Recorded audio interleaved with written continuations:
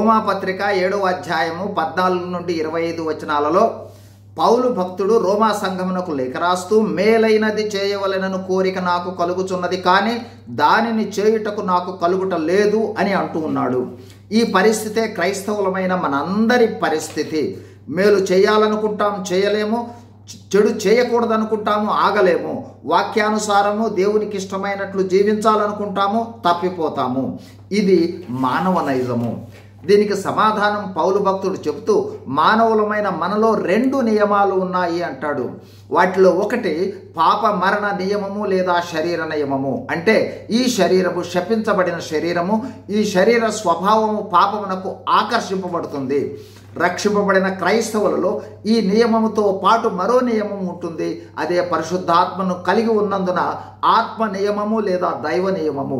ఈ నియమము పాపమును విడిచి దైవికంగా జీవించమని బోధిస్తుంది, ఆ వైపుకు మనల్ని ఆకర్షిస్తుంది. ఈ రెంటి ఆకర్షణలో ఏది ఎక్కువ ప్రభావితం చేస్తుందో ఆ వైపుగా జీవిస్తూ ఉంటాడు మానవుడు. సహజంగా ఈ పాప మరణ నియమం బలంగా ఉంటూ చేయాలనే మంచి చేయకూడదనే చెడును చేస్తూ జీవించేలా చేస్తుంది. గమనించవలసినది, ఈ శపించబడిన శరీరముతోనే మనము ఈ లోకంలో జీవించాలి. ఇప్పుడు ప్రశ్న, మరి చేయాలనే మంచి చేస్తూ చేయకూడదనే చెడును త్యజించుట ఎలా? ఈ పరిస్థితి ఏర్పడుతుందనే పరిష్కారంగా దేవుడు మన కొరకు చేసిన అద్భుతమైన ఏర్పాటు తనే పరిశుద్ధాత్మ రూపంలో మనలో నివసించుట.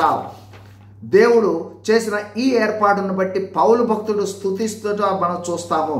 చాలాసార్లు మనలో ఉన్న పరిశుద్ధాత్మని ఆశ్రయించకుండా సొంత ప్రయత్నాల వల్ల మంచి చేయాలని అనుకుంటాము, అపజయం పాలవుతాం.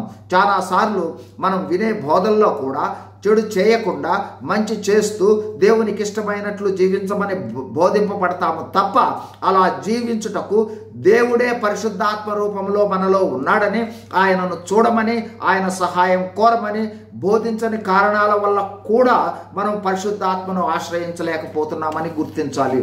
కావున పాప మరణ నియమము అధిగమించాలంటే, 1 మనలో పరిశుద్ధాత్మగా ఉన్న దేవుణ్ణి చూడాలి, 2 ఆయన సహాయం కోరాలి, 3 ఆయన శక్తిని ఆశ్రయించాలి, 4 ఆయనతో మాట్లాడే అనుభవంలోనికి రావాలి, 5 పరిశుద్ధాత్మకు ఇష్టమైన విధంగా జీవించుటకు ఆయన సహాయాన్నే కోరుకోవాలి, 6 చివరిగా ఎల్లప్పుడూ పరిశుద్ధాత్మ ఆధీనంలో ఉంటే శరీరము మరణానుభవంలోకి వెళుతుంది. అప్పుడు మనము చేయాలనుకునే మంచి చేస్తాము, చేయకూడదనే చెడును విడిచిపెడతాము. God bless you. Thank you.